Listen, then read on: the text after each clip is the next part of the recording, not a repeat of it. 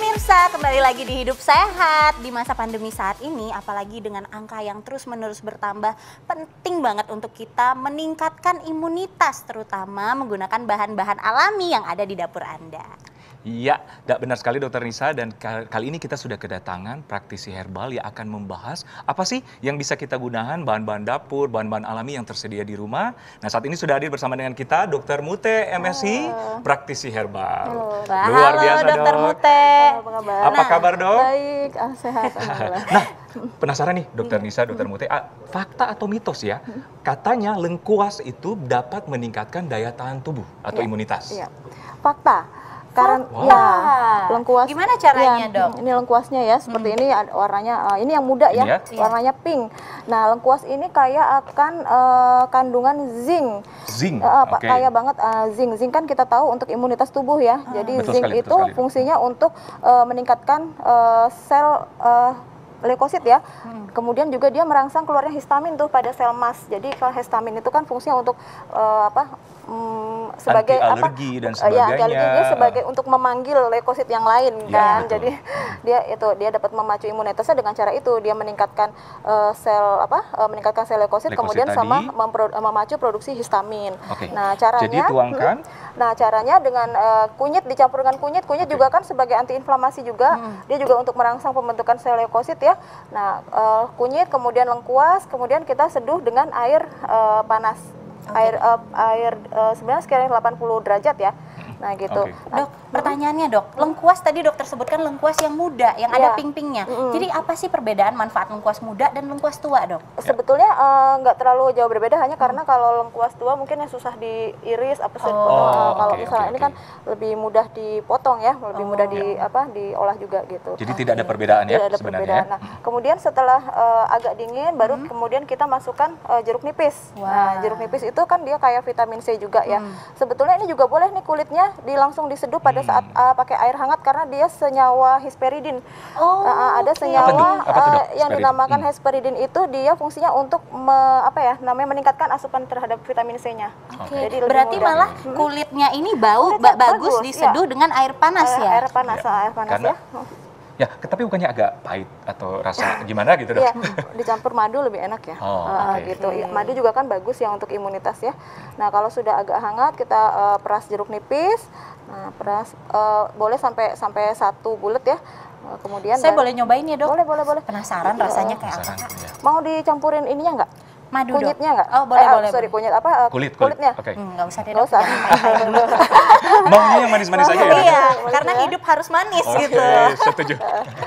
Kemudian kita campurkan madu gitu. Madu secukupnya aja sesuai selera. Ngomong nggak pakai madu juga udah nggak terlalu pahit sih ya, karena lengkuas juga nggak pahit, kunyit juga nggak terlalu pahit.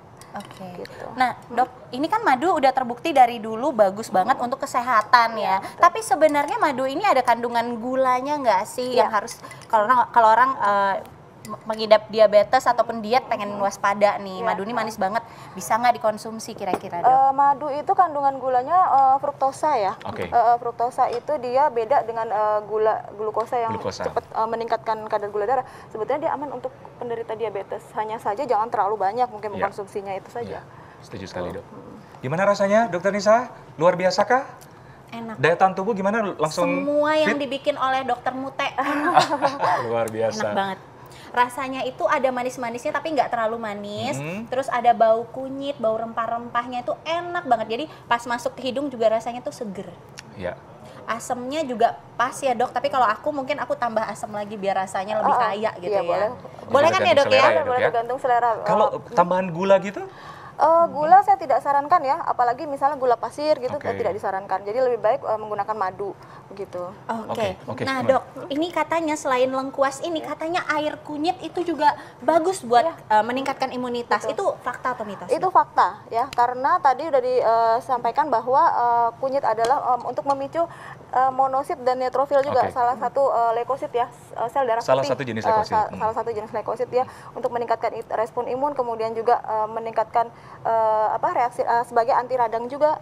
Kemudian dan kurkumin itu juga kalau menggunakan kunyit lebih baik ditambah dengan lada hitam. Oh benar. Tadi kan kunyit sama lengkuas, berarti dokter bilang tadi ini kunyit bisa ditambahkan dengan lada hitam. Betul. Apalagi dok selain lada hitam? Cukup ya, jadi Cukup. kan dia kandungannya sekitar 2-8% dari kunyit itu adalah kurkumin. Nah, kurkumin bisa diserap dengan sempurna, manakala kalau dicampur piperin itu adalah lada hitam. Ya, Gitu. bisa udah habis tuh, nggak disisain. Enak banget. Nah, ramuan kedua mungkin kakak mau coba biar Iya. tahu nikmatnya rempah-rempah Siap. yang ada di rumah lagi. Nah, Oke. tapi nanti ramuan keduanya kita bikin sesaat lagi tetap di Hidup Sehat. Kembali lagi di Hidup Sehat. Tadi kita udah melihat ternyata pengobatan herbal itu sudah sejak zaman dahulu kala dokter Nisa ya. Benar. Nah oke, tadi kita ada ramuan kunyit, lengkuas dan sebagainya. Sekarang ramuan berikutnya apa dokter Muti? Kita bikin bawang ya, pakai Bawang. bawang putih ya. Nah, bawang putih ini kandungannya bagus banget karena dia mengandung senyawa yang namanya sulfur. Nah, sulfur ini sebagai antivirus, antimikroba juga ya, antivirus. Nah, karena sulfur kan tidak bisa dicerna oleh tubuh ya, jadi dia dikeluarkan melalui paru-paru. Oke, Gitu. digeprek gitu ya dok? Iya, harus digeprek atau dihancurkan atau dihaluskan supaya apa? Kandungan yang kalau dia tidak digeprek kan namanya alin ya, aliin dan enzim. Nah, kalau dia digeprek dia akan si enzimnya bereaksi tuh menjadi alisin. Nah, alisin itulah yang dimanfaatkan, yang punya manfaat banyak dari bawang putih Dari ini. bawang Ya. Kalau diiris dok atau diulek gitu boleh? Boleh. Nah, Dan berapa siung nih dok? 2 siung aja cukup. Nah, kemudian setelah digerus atau dipotong-potong, itu harus didiamkan dulu 15 menit paling tidak ya. Oh, Ya, tadi. kenapa dok harus didiamkan? Agar 15 bereaksi. menit? Aliin tadi akan dirubah oleh alinase enzimnya Enzim. akan menjadi alisin. Nah, Oke.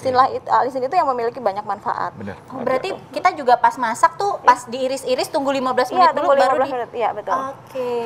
Tips baru tuh dok. Bener banget. Ya, ini tinggal diseduh aja. Nah, kita diamkan, Oke. nanti diminum airnya. Nah, berhubung ini bawang putih, aku nggak begitu suka. Oke, Dokter aku deh. Ikhlas, Boleh. dipersilakan. Mungkin nunggu hangat Bawang dulu. putih. Perlu madu nggak, Dok? Sorry. Pakai madu. Pakai madu. Dibuka dulu dong. Buka dulu ya. Dok. Semangat banget. Semangat banget. Mau pakai madu nggak dok? Coba. Ya, madu deh. Apa rasanya dengan tidak pakai madu dok? Rasa bawang putih. Agak pengar ya. Maaf. Ya, Boleh jadi tambahin ditambahin madu. madu atau iya. jeruk nipis gitu Madu nggak sih jangan dok? lupa diberikan pada saat suhunya sudah hangat ya, karena apa? Kalau panas madu akan rusak enzimnya. Iya, benar-benar. Gitu. Oh, jadi madu ini tidak boleh kena air panas banget ya dok jangan ya? panas rusak, nanti percuma dong kalau kita pakai madu ya. Kalau Oh, itu juga tips lagi, udah 2 tips hari Dua ini. tips.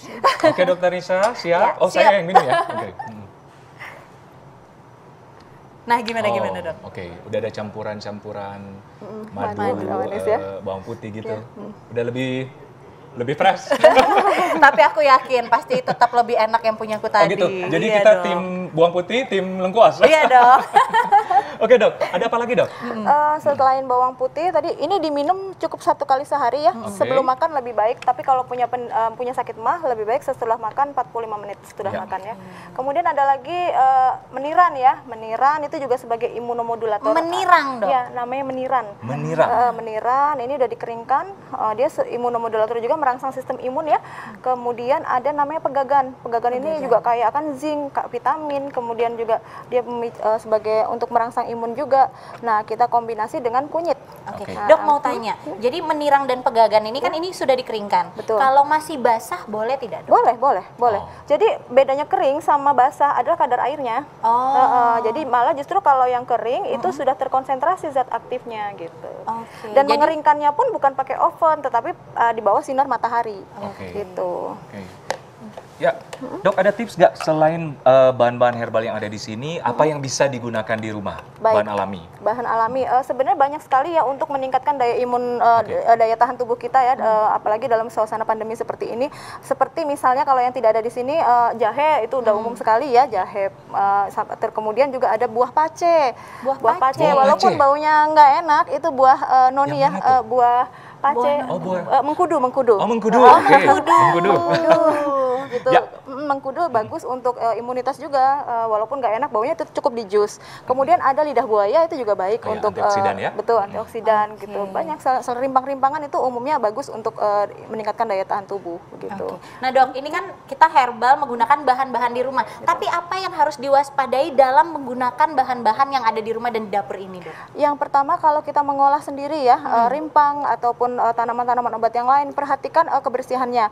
Harus dicuci dengan bersih, harus adalah disiangi kulitnya dengan bersih, karena takutnya kan ada patogen yang menempel, ada bakteri ataupun jamur yang menempel ya gitu. Yang kedua ya seberapa banyak kita konsumsi, artinya jangan terlalu berlebihan gitu. Ya, Dok, mungkin ada tips atau statement khusus untuk masyarakat yang menyimak Hidup Sehat kali ini? Baik. Quote dari dokter. Ya, jadi kalau misalnya imunitas tubuh itu kan kompleks sekali ya, tidak hanya memikirkan herbal apa yang akan dipakai, tetapi harus diperhatikan juga pola makan, kemudian pola tidur, pola hidup ya, karena itu berpengaruh dengan keseimbangan hormonal kita. Kemudian dapat digunakan bahan-bahan dulu untuk menunjang imunitas tubuh kita juga, dan istirahat yang paling penting sama stres. Quote hari ini, gunakanlah bahan-bahan di sekitar Anda untuk meningkatkan imunitas. Oke, luar keren biasa. banget. Gunakanlah bahan-bahan di sekitar Anda untuk meningkatkan Ya, imunitas. dan sangat diperlukan dalam kondisi saat ini ya, Dokter Nisa. Benar banget, karena bahan-bahan di sekitar kita juga tentunya tidak mahal Ya, gitu kan, daripada ya. mencari bahan-bahan yang lain. Dan ada juga bahan-bahan yang biasa dipergunakan di rumah, yaitu garam, Dok. Gimana tuh, Dok? Nah, ada terapi garam oleh Dokter Rizal, tapi sesaat lagi.